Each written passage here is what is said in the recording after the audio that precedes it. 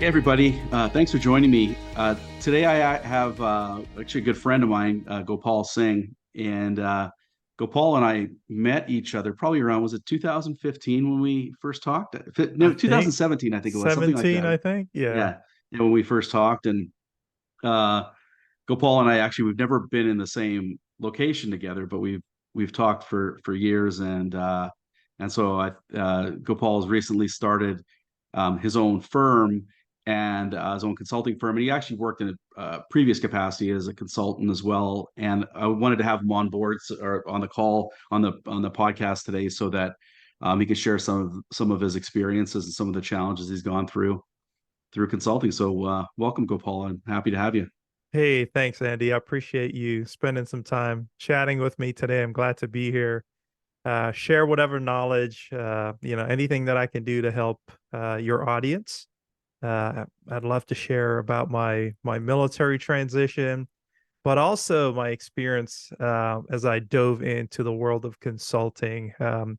Recently started a company called Career Journey Company, where I offer strengths-based resources for individuals, managers, and teams. But um, there's a lot going on. There's always a lot going on. I know with you too, there's always a lot going on. But thanks for always taking the time to chat with me, even while I was in the military transitioning out. It seems like we've always chatted a few times every year, and it's been incredibly helpful. So thanks.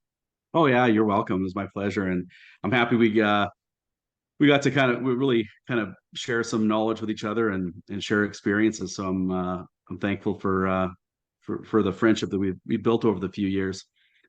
So could you share a little bit about yourself and kind of how, you could start with your career or just kind of just share a bit about yourself and we can kind of start from there.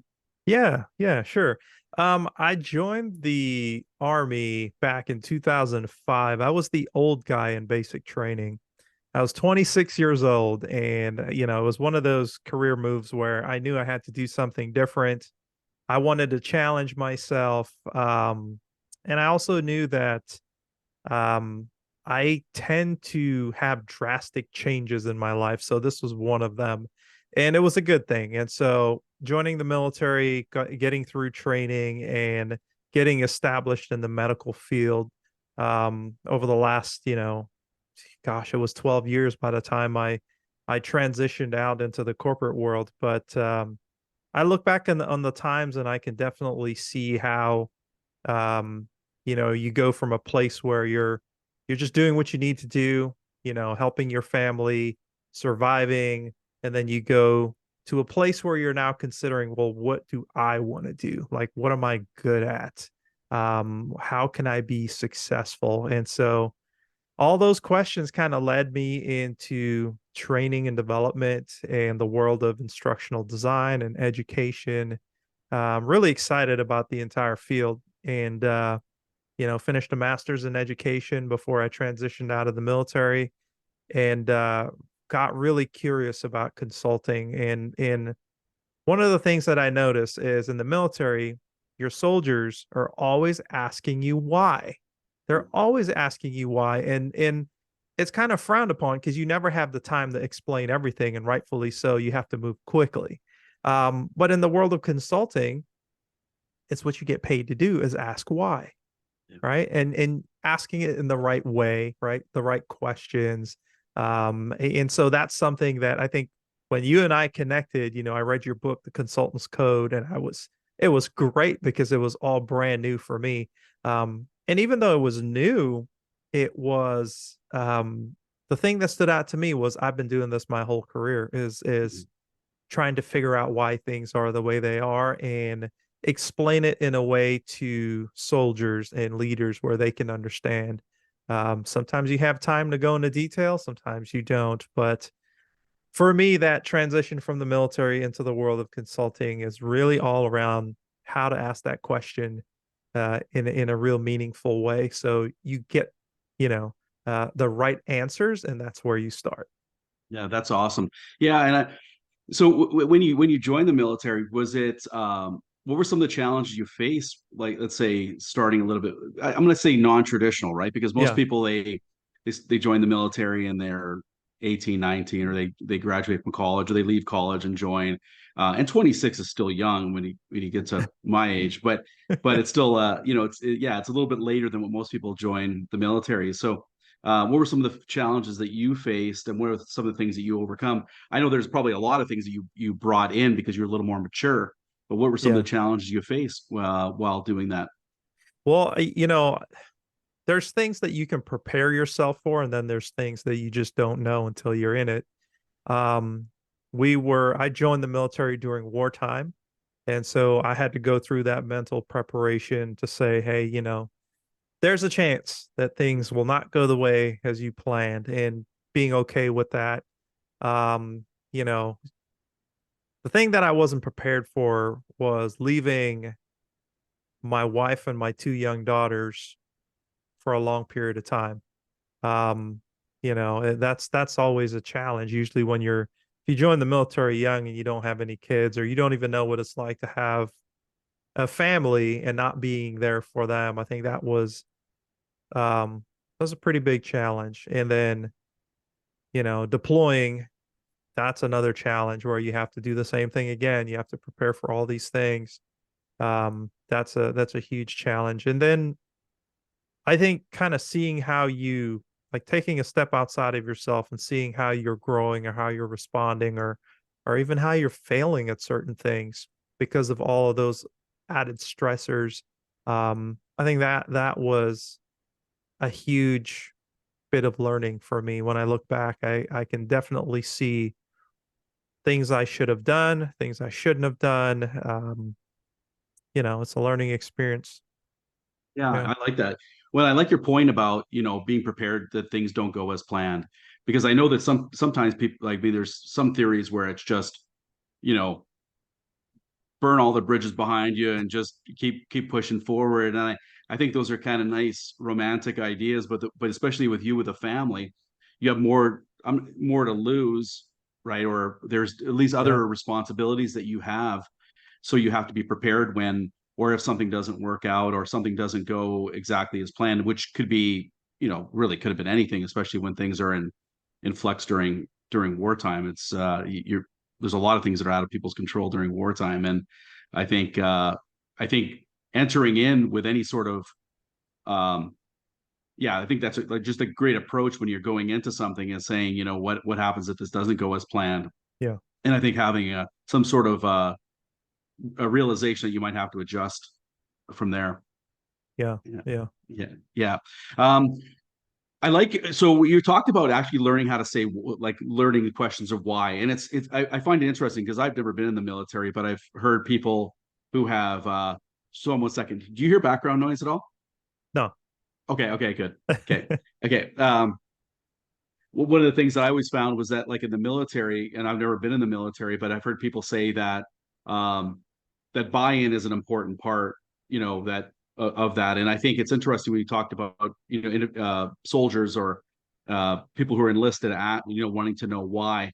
And I do think that that's a really important question leading in. I think, in the consulting world, I know, like you said, that's an important question to ask. Why is something the way it is, and the ability to ask that question.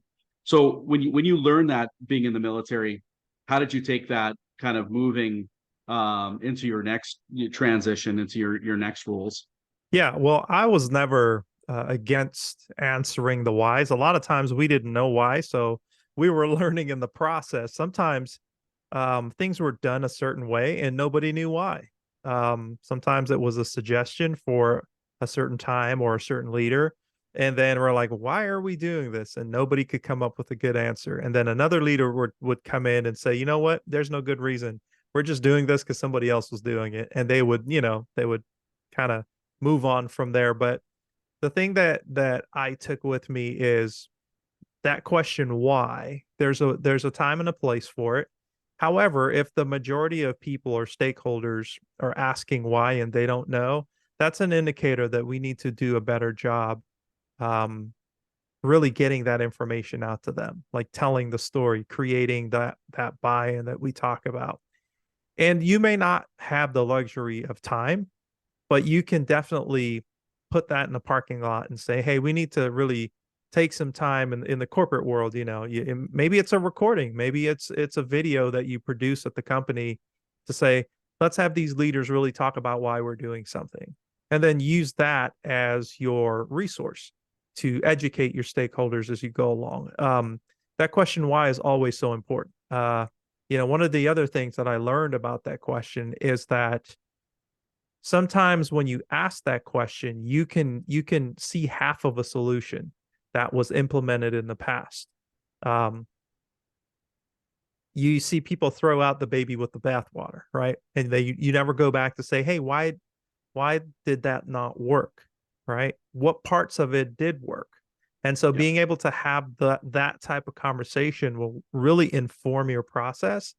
And whatever solution you're coming up with, you're really honoring the parts that did work, and behind those decisions, behind those projects, there's people that did hard, work, and people in our world, you get really passionate about the work that you do, and then you get your feelings hurt when it gets thrown out. So it's a That's great good. way if you come in and you ask why and you figure out, well, there was a whole team, or there's a lot of great work that was done. Let's not throw the whole thing out before asking what worked out of that whole piece. So I took all of that, I think, out of the military, but also just really continuing all these years to learn how to ask the right question, how to ask why, how to ask without being without making the other person feel like you're attacking them or you're attacking the company. Like you're just naturally curious. You just really want to know. And maybe That's right. there's a way that you frame that conversation. Like as a consultant coming in, hey everyone, I'm new. I'm with this consulting firm. I'm just going to ask some really simple questions. Please don't take it personally. I'm just trying to build my knowledge base here. Yeah, that's a great point because when we ask why, there's a curious part of it, right? Like what's the purpose of that, or what drove that decision making, or what drove that solution, versus a why. Like when I always say that most of us, when we heard why, when we started hearing why, it was when we were children, right? We did something stupid, and our parents said, "Why'd you do that?" Right? Or the teacher, "Why aren't you in your seat? Why are you talking?"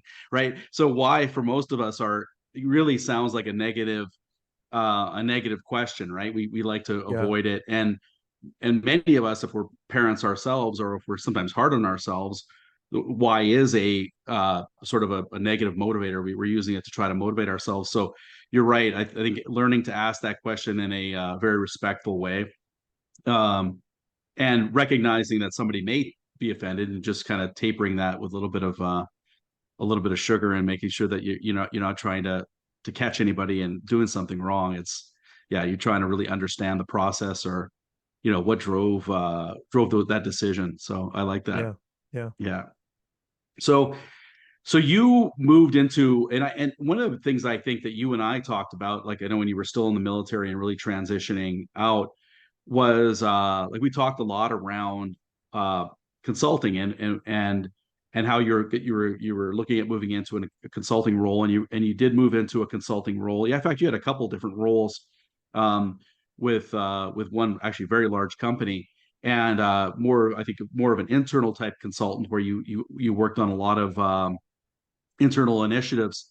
And so can you like share some of the skills that you brought in, uh, that you helped transition into that? Because I know sometimes the consulting world, or just the term consultant, kind of frightens a lot of people, and yet we're doing this anyways. We're solving problems in our regular jobs, and we're learning different problem solving skills. But I'd like to know kind of how you kind of transitioned in, and kind of handled that change, because although it's a big change, it's actually, I always think it's more of a sort of it's not as big of a step as what we sometimes think. But yeah, when you share some thoughts on it. Yeah, sure. When I think back, transitioning out into, huge, my first company, it was such a blessing to be able to transition well into such an amazing organization. Um, you come into the role, and a lot of times you're doing that role plus three or four different other roles, right? So I came in and I, learned about consulting, but immediately saw that I'm going to need to be a program manager. I'm going to need to be kind of an HR business partner. I'm going to have to be a facilitator. And so all these different pieces. And so for me, being flexible is easy because I'm used to being flexible.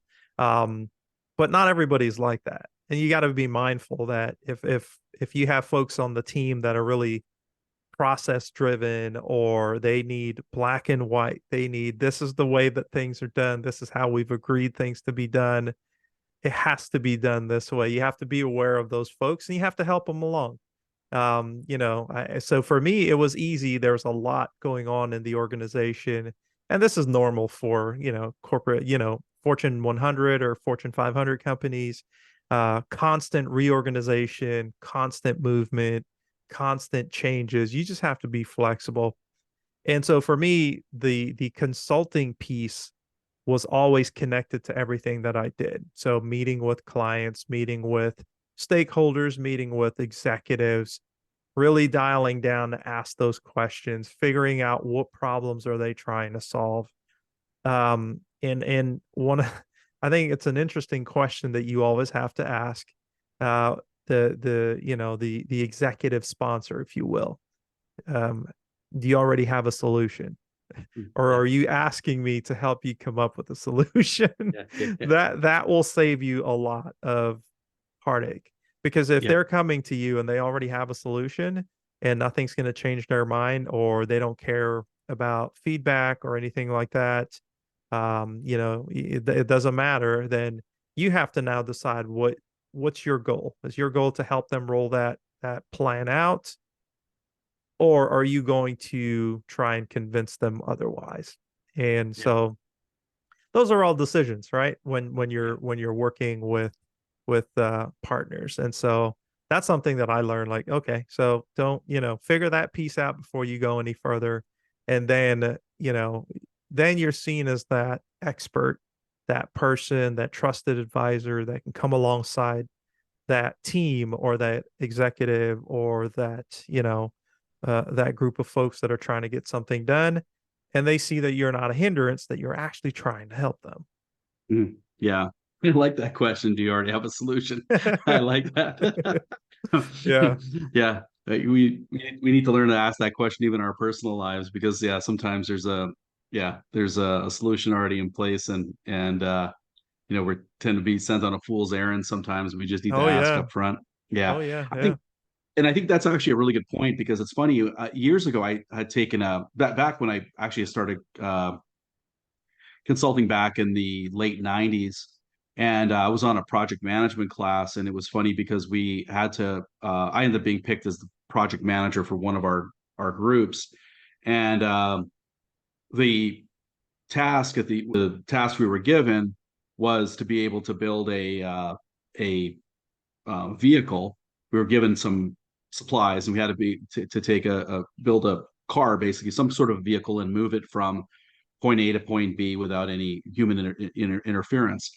Um, so and it was an egg that I think that was the thing that we had to move. And so it was interesting because I kept going back to the who was playing the role of the client. They were the moderators, the facilitators of the course.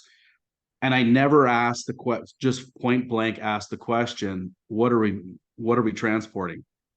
And I kept going back, assuming they wouldn't tell me, right? And what I learned coming out of it, I thought, why didn't I just ask? Like I was one of the younger ones that were in the course, but it was really more my personality of saying I don't want to really ask. I don't want them to say, well, whatever, just be rejected.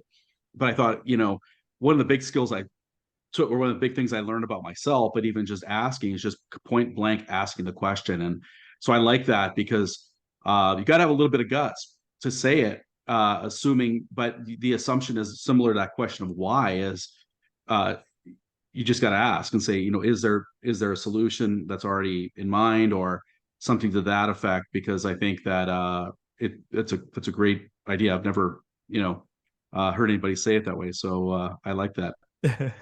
Yeah.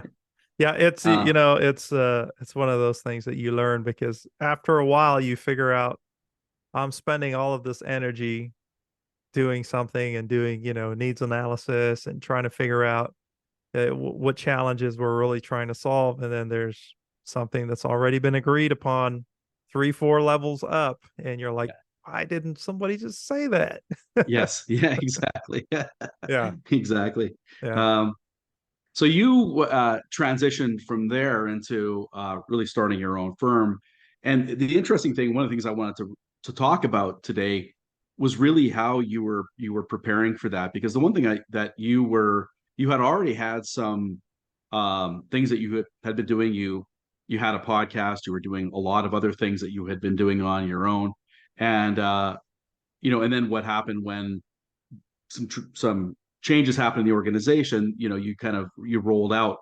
But the one thing I find is interesting, and especially when a organization makes some changes, sometimes we're not prepared. And I know, but you had already been working on your own, trying to sort of do the groundwork at least to sort of, I don't know if it was to be prepared to do something on your own, or if it was more that you were just kind of interested in some things, or you were actually preparing for the chance of it. So I just kind of wanted to talk about that because I know sometimes people, when changes happen in a marketplace or in their business, they're kind of caught flat-footed. And I was just interested in how you really prepared yourself to be able to transition from your past employment to really starting your own firm. Yeah. Well, I recently saw um it's a proverb, it's an Ethiopian proverb, and I read it and it hit the spot because it made so much sense. It says if you're curious about what's on the horizon, just throw a pebble in the water and see what happens. And I think that's a life principle for me is never get settled, always be moving, always be thinking about the next step, always be looking around, taking in all of the information and seeing the art of the possible. And so for me, you know, I started to look at work, um, careers as projects. And so the question that I would ask myself is, what project do you want to work on next? And so it just happened to be, I think I want to start my own company and I want to offer um, strengths based solutions. So Clifton Strengths through Gallup. So got certified as a coach throughout this whole process and then realized that, hey, this is the perfect opportunity to really talk about strengths, talk about how strengths can help individuals, right? So individuals like me, like you're transitioning out of the military, most transitioning service members, they have no idea what their top 5 strengths are. And so if they're able to do that, if somebody told me my strengths coming out of the military, then I can have conversations with hiring managers, recruiters about those things that I'm really good at, which is my top 5 strengths. And so it would be able to really help me um, just talk about myself in a way where it's authentic. One of the things that it's really hard for service members to do is talk about themselves. We don't like talking about ourselves. We like talking about our unit, our company, our leaders, like, like lifting everyone up, but it's hard for us to really talk about ourselves. That's all you do in the corporate world is you have to really talk about yourself, promote your work, talk about the differences that you're making. And so me being able to offer something like this, not only to individuals, managers, but teams, where teams can all see their top 5 strengths. And now they can start to tackle work based on their strengths. To me, that was a no brainer. And so, just started to work in the background, putting the website together, getting the business, all the documentation, the LLC, and really testing the products with an audience. That was all very exciting. Long, hard, long hours, hard work, but very exciting for me. And it showed me that if you throw that pebble across the pond, and it makes a ripple, that's a good indicator that there's something over there. Yeah. And so for me, that's what it was. And even now I'm looking at what am I doing next? Like, Mm. what do I want to do? What's my next project? And so there's not this sense of I got to find a brand new career. I have to stay with the company for 20 years. There's let's just look and see what project we want to work on next. Yeah, I like that's a great way to look at things. And I spent most of my career working on projects because I, my IT, and so I was fortunate to kind of look at that work in that way, which sometimes you have to transition away a little bit because Mhm. sometimes we think in these blocks of time and our skills are sort of specific to the work that we're doing. And I know sometimes we have to step back and go, hold on here, I'm more than just this collection of technical skills, right? And technical being, whatever we do. But I think that I like that point, especially for people who are working in an organization where they're sort of 5 days a week they're going in and they're performing a service, and that service is usually within the organization. But looking at it as a project and saying, what do I really do? And then what can I do? How would I transition this? How would I actually make this a career, let's say for myself? Or is there something on the side that I really like to do? And uh, you know, I like that, and I think that's a really good way to look at it. The other way I want to talk about is the military folks and where they don't like to talk about themselves. And I I like you. I'm happy you brought that up because one of the things that we have, like what I think I'm a pretty good team player, and I think that was one thing that I think as a kid and playing sports and being maybe in a larger family, I had to learn to be a good team player. When I went into the corporate world or when I on projects, it's important to be a good team player, but it's also important to make sure you're carving yourself, pulling yourself back, and making sure that you are able to, like you said, talk about yourself. Also, understand, hey, where am I potentially overstepping my bounds, and maybe picking up something that I shouldn't be. And I've learned for myself that yeah, making sure that we can, I can talk about myself a little bit more is really critical. So I'm happy you brought that up because I think um, being a good team player and sharing the success is really a strong skill to have. I don't Yeah. think we have. I think we got lots of people who, there are a lot of people who love talking about themselves, but I do think that but being able to share the success, but also being able to recognize your own strengths and speak about them proudly and not say, hey, I'm boasting or I'm bragging. They're, it's something that you do well and share it. And so I like that. That's a really good you know good way to point that out. Yeah, I think it's important. You have to know your contribution, right? Your slice of the pie. You have to be able to talk about the big picture, right? And what you're doing as a team, but being able to talk about how you contributed to the success. That should be something that you're working on every project. That's your Mhm. communications piece, right? Yeah. Somebody's going to ask you about this project, and you need to do two things. You need to talk about the project as a whole, and you need to talk about your contribution to the project. I think that's something that you can't go wrong. If you have those two conversations in your pocket, you're going to be successful. Yeah, yeah, I like that. One of the things that does too is it, especially when any sort of project or work, it's sometimes emotionally draining. So being able to have that conversation is one where you realize, hey, I'm contributing because that's one thing, like as kids, we like a little, when we got little kids, they're potty training and everyone cheers and claps and you kind of go through life. But as you become an adult, there's not a whole lot of clapping and cheering and pats on the back. You gotta have to Yeah. find that for yourself. And it's great when you're in an organization that does it.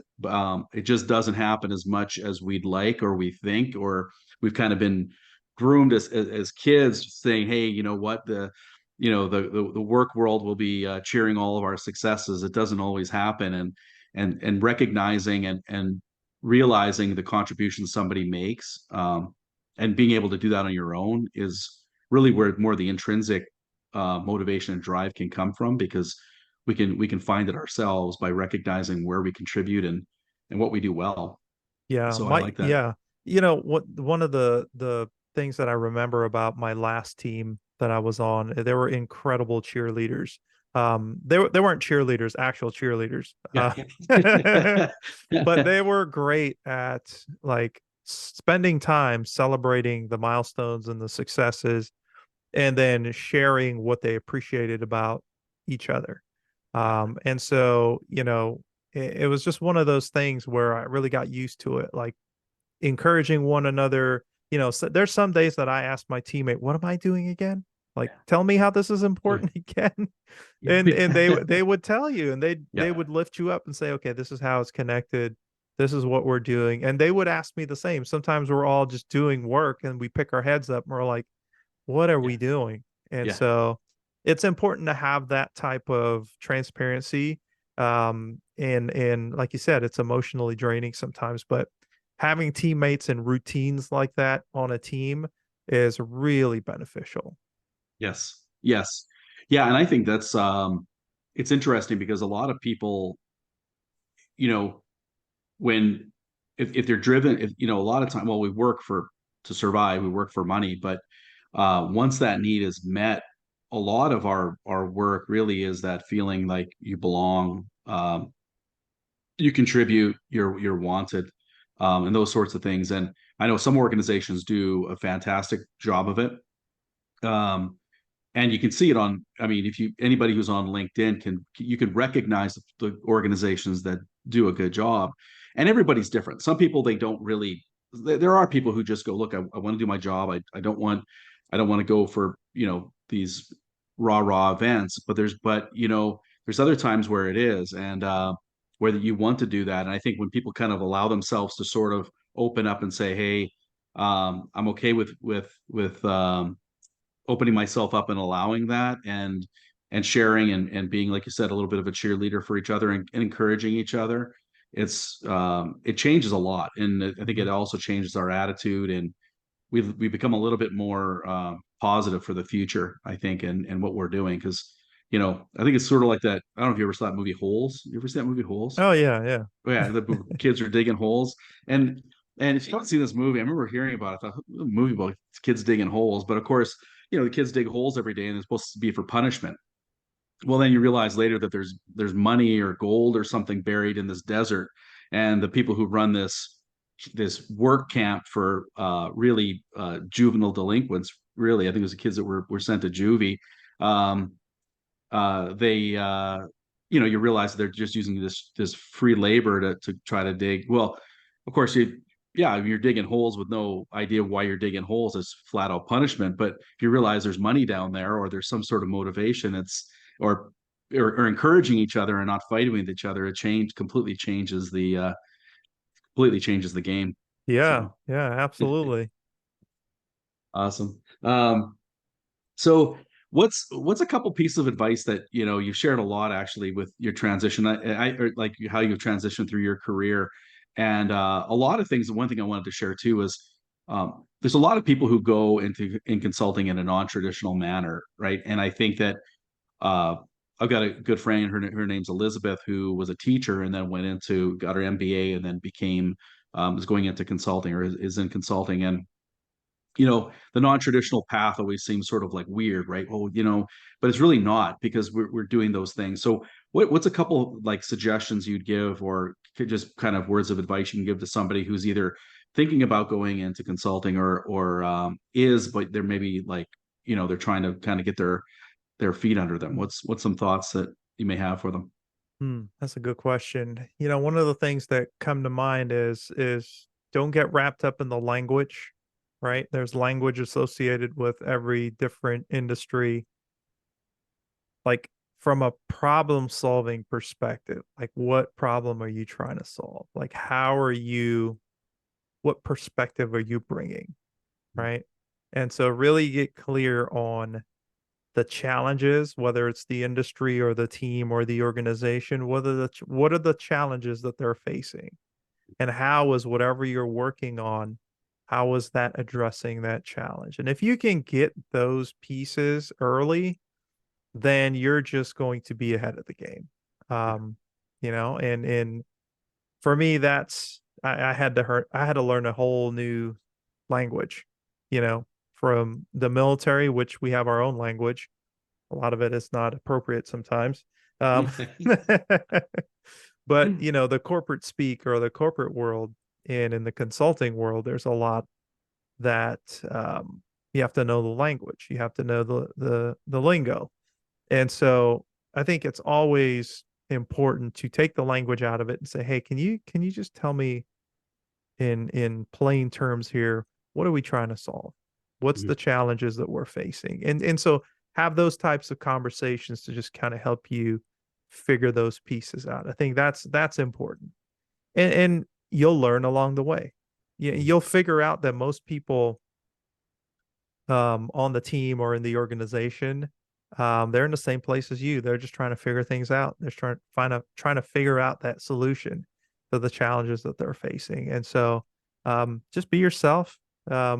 Ask why, right, in a tactful manner at the right time. And yeah, just be open to trying something new, to learning from others, and take time to listen. I think one of the biggest things, when we're coming out of the military, we're so ready to prove our worth that we just want to share all of the knowledge that we're gaining, and that sometimes it's just regurgitating things. Take the time to just soak it all in. Be the quiet person in the room and just soak it up. And you'll learn a lot that way. Yeah, I like that. That's great advice. Awesome. So, Gopal, how can people reach you? Oh, thanks, Andy. Yeah, if you're looking for um, individual managers or team resources around Clifton strengths, let's say you have a team that they're brand new, everybody's coming together, you have no idea what their strengths are, you're trying to accomplish something, reach out to us at careerjourneyco.com, or reach out to me on LinkedIn.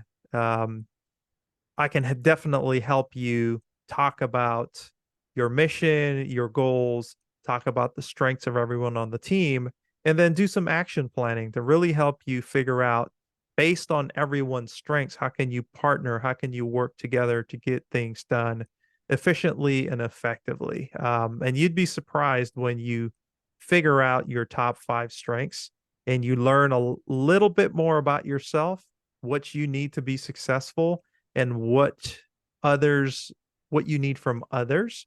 It changes everything. Like there's a specific way that people communicate based on their top 5. When you figure that piece out, I mean, communication is one of the biggest challenges that we all face.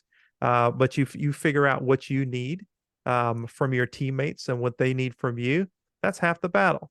So if you're interested in our services, or you just want to set up some time to chat about how I can help, visit us at careerjourneyco.com.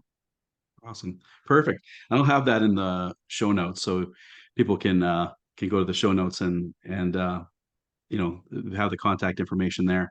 I like the fact you talk about finding your mission, because that's one thing because I've done some work with a couple military bases and some military contractors, and I always love the word mission because it really kind of focuses down on what you're doing. And it was funny because even this weekend, my daughter got up one day, and I really don't use the word that much around the house, but she goes, "So what's our mission today?"